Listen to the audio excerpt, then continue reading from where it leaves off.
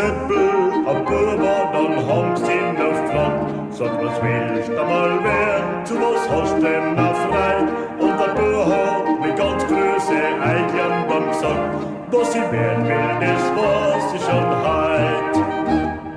Ich möchte ein Jager werden, ich hab das Jahr so gern.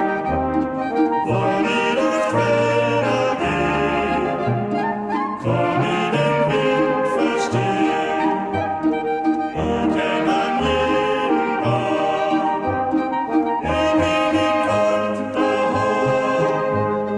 Ich kann nicht lauschen werden, drum möchte ich ein Jager werden.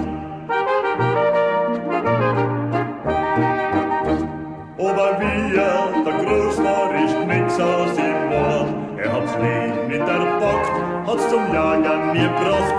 Aber weil er an Jagdleib und Ziel hat verloren, hat er gewählt bei Tag und bei Nacht.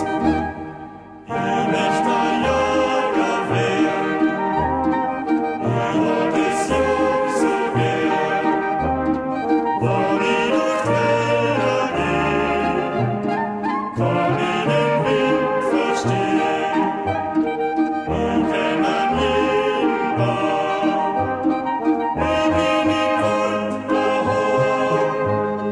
Ich kann nicht lauschen werden, drum möchte ich ein Jager werden.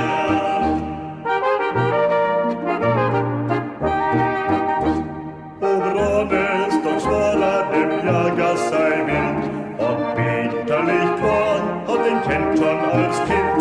Und der Wildschütz hat gespürt, dass er bald nichts mehr fühlt. Und er flüstert jetzt hoch in mein